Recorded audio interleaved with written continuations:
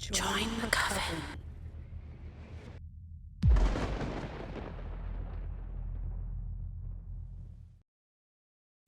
Run. When I say run. A story written by Smoking Owl. This is a true story that happened several years back when I was 13. This was a time when I was growing up in New York. We actually had a summer house in Cape Cod. We spent every other weekend there if we could. Cape Cod is a peninsula off the east coast of Massachusetts.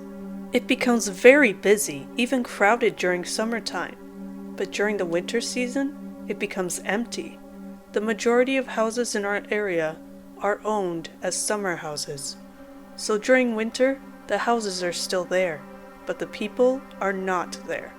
In contrast to New York, there are only street lamps on the single main road in this town. The main road goes from the town center to the beach. Aside from this road, all the others are dark and very black at night. Also, Cape Cod extends into the Atlantic from the mainland, forming a bay, Cape Cod Bay.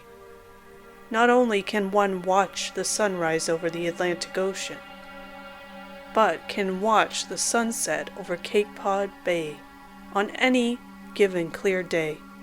Another effect of being surrounded by the ocean is that there is very little man-made light at night. The stars are so clear that the Milky Way is clearly visible spanning across the sky on clear nights.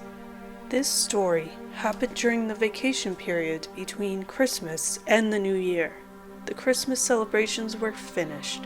There was plenty of leftover turkey and pumpkin pie. We got a bit of cabin fever with all the Christmas food and family on one evening. My older sister, who is 7 years older than I, 20 at the time, came up with an idea to take a walk to the harbor, which is about a 20-minute walk from our house. The harbor can be fun because we can walk out on the docks and walk among the boats. While I was a bit creeped out to walk around a deserted beach town on a cold winter night, I also thought it would be fun to get out of the house, and it may be even exciting. We headed out across the street from our classic Cape Cod cottage. It is a field with a forest at the other end. At nighttime, I would also have a little fear that there would be a psycho watching from the tall grass. Perhaps he would have an axe, but while it kept my nerves wary, I knew it was just my imagination. But still, icy wind blowing on the tall grass is a perfect setting for some horrors. Add this to a moonless sky with a million sparkling stars and the Milky Way above, and the horror setting is at level Stephen King. We walked out onto the main road, went a bit down the road, and then turned to walk down a side street that leads to the street that dips downhill towards the harbor. The side street runs along the backside of a long hotel. It's more like a 2-level motel, painted light yellow, that has a pool. It is well situated in town, so it can be full of life during the summer. On this December Eve, the hotel was closed for the season. Completely dark, and several windows were covered with plywood for protection. My sister mentioned that the hotel that spans the entire block, but is partially boarded, reminds her of a horror movie. Like one of those slasher films where the characters make all the wrong decisions and walk into the worst of dark places, just to find their worst nightmare come true. At the end of the street with the hotel, we continue to the left, which is a long road downhill through the woods to the harbor. This isn't a pure forest because there are houses set back from the road, with an occasional driveway. Many of the driveways have reflectors on a rock, or a fence, or just standing on a metal stick. These reflectors reflect back the headlights from cars.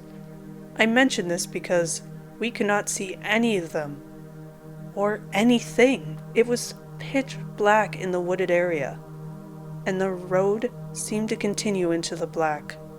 Come to think of it, we had not seen a single car or a single person or a single sign of life since we left the house. My nerves were on edge. I was only 13 at the time, and although my nerves were screaming, I tried to stay calm because I wanted to seem tough to my sister. The roads along the side of the road were particularly nerve-wracking. The trees came right up to the asphalt on each side of the road. They provide many opportunities to hide someone or something. The houses beyond the woods were dark, because rarely did vacationers come here in the winter. I started to notice that my sister was also starting to lose her nerves, and that's when I felt it. I felt a flush of energy move up the back of my neck. It makes it feel like the hairs are sticking out on end. This is a feeling I get when I'm being watched. It's hard to describe this feeling, but I still get it to this day.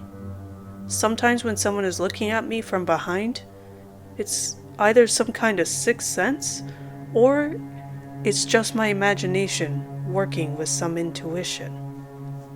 We were now midway into the wooded area. Down the hill towards the harbor, I was starting to lose my cool, and was just about to stop pretending not to be freaking out and tell my sister, "Let's go back," when she suggested it. She said, "It's late. Maybe we don't have to go all the way to the harbor?"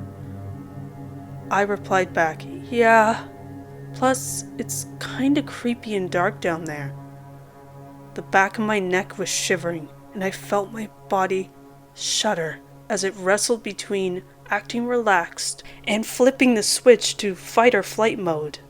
My sister replied, "Yeah, very creepy. Come on, let's go back to the house. We can see the harbor tomorrow." We turned around, and she grabbed my hand, and we started walking fast back up the hill. I remember that she held my hand so tight it hurt, and my sister never holds my hand. I can't think of another time she did this. And this is where the story takes a deep dive down the rabbit hole. As we got towards the edge of the wooded area, my sister screamed out, "I've got a knife, and I'm not afraid to use it." And she did not lose any rhythm of her fast walk while saying this. We crossed a street now, and headed onto the street with the backside of the closed 2-level motel. My sister continues speed walking and looks back. She lets out a little panic noise and looked back again. She then commanded me, "Don't look back." I was utterly freaking out at this point, aside from the eerie vibe of the dark, creepy street and my own inner panic. I had not actually seen anything out of the ordinary, and the exception of my sister's completely insane behavior. Then she said, "When I say run, you run, okay?" "Okay." We were almost at the main road, a block from our street, and she said, "Run." We booked it. She let go of my hand, and we both broke into the best sprint we could do. I could hear our footsteps banging on the asphalt, and could also hear several other steps banging in the distance. We cut across the grass area to a shortcut toward our street, and ran through the front yards of our neighbor's house to make a beeline for the front door of our house. We made it. We both ran in and locked the storm door, which is mostly glass. I was panicking, but not sure if there was anything or if we were just going crazy. It was a strange transition from outside, which was terrifying, into the warm-lit house, which seemed safe. I was questioning what happened in my mind. I could sense that my sister was also questioning herself, whether there was even a threat, or we both just lost our minds out there. I asked my sister what she saw, and she said there was a man that had been standing at the edge of one of the driveways. We walked right by him on the way back. She said that when we were behind the hotel, he crossed the street and was following us. She said he was looking right at us, and although we were walking very fast, he was gaining on us. She explained that it doesn't make any sense that a man would be standing out there in that dark wooded area. Honestly, I don't really understand what happened that night. I am not sure how much of what my sister said is true, if she was seeing things or not. One thing for sure, I realized that I prefer walking to the harbor during the daylight. 2 a.m. Written by the Countess of Creepy. I don't remember falling asleep, but I know that I must have, because I woke up feeling startled. I'm not sure if there was a reason I woke up with my heart beating out of my chest. Maybe the reason is I just realized I was sleeping. I put down my gun so I could drink some water out of one of the nearby bottles. I get the bottle to my lips, and then the sound of the doorbell fills my room. Now I remember, I heard the doorbell in my sleep. My mouth went dry, and I think about taking a swig from the water bottle, but I think better of it. I recap the bottle and put it down and pick up my gun. I look at the clock, 2 a.m. I know whoever is at the door is not here to help me. I stand and look at the door. The doorbell rings again. I just blink at the door while holding my gun at my side, pointing it to the floor with the safety off, ready if I needed it. I thought back to when I woke up. I struggled through the haze of sleep deprivation to remember when I was last awake. I remember checking the food and water supply. Then I made sure the barricades over the doors and windows were holding up and undamaged. I know I finished my checks at 11 p.m. I remember sitting down on the sofa. Then I remember waking up now. I was asleep for nearly 3 hours. That was the longest stretch of sleep I've had in weeks. The doorbell rang out again, and I lost my train of thought. Then I heard something that made me want to run away and hide, but also want to throw the door open in alarmingly equal measures. "Will!" It was my mother's voice coming from outside the door. "William, honey, it's Mom." Her voice was rough and had an edge to it that it never had before, but I could tell it was her.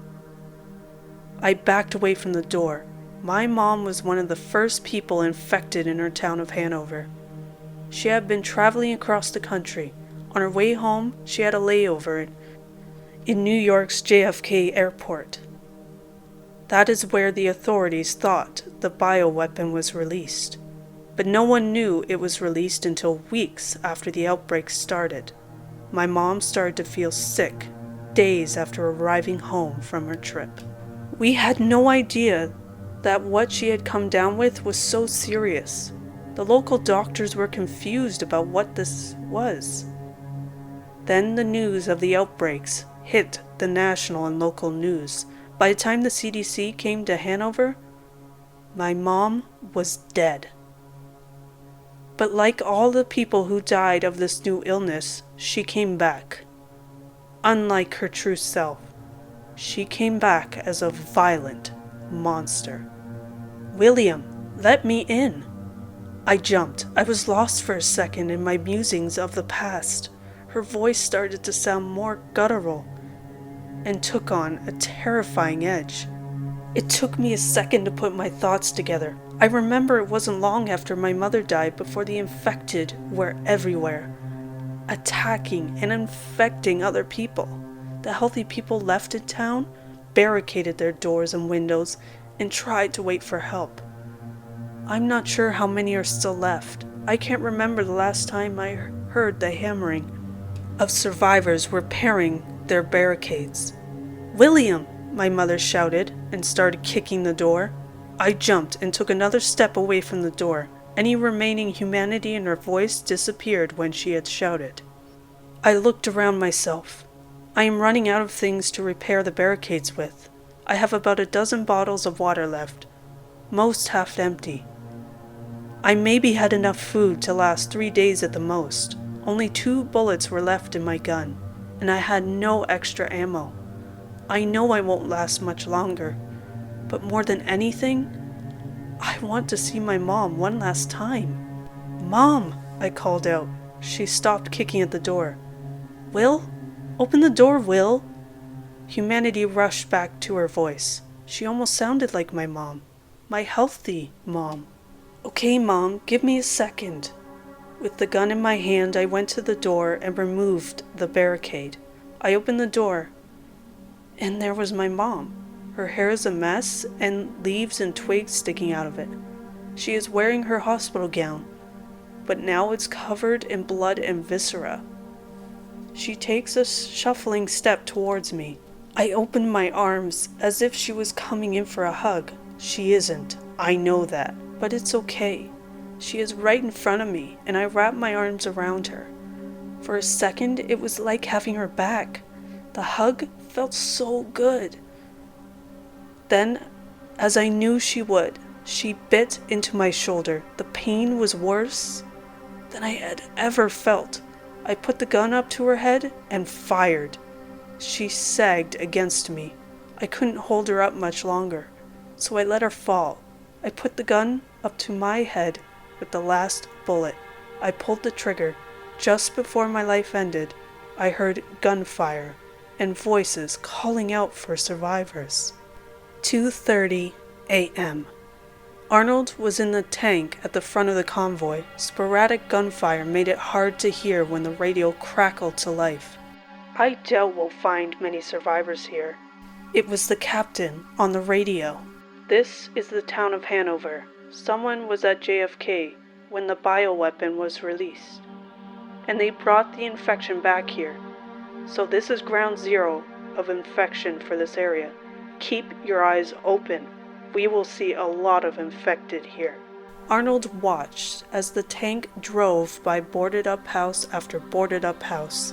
He rode through hundreds of streets with nothing but the infected and boarded up houses. Someone was on the blowhorn calling out for survivors. Arnold thought it was pointless. He happened to notice, though, that one of the houses had the door wide open. He could see by lantern light coming from inside the house that 2 bodies lay on the floor.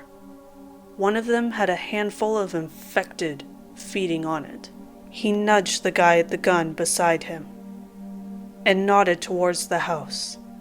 The gunman took action, and the bullets ripped through the house and killed the infected inside.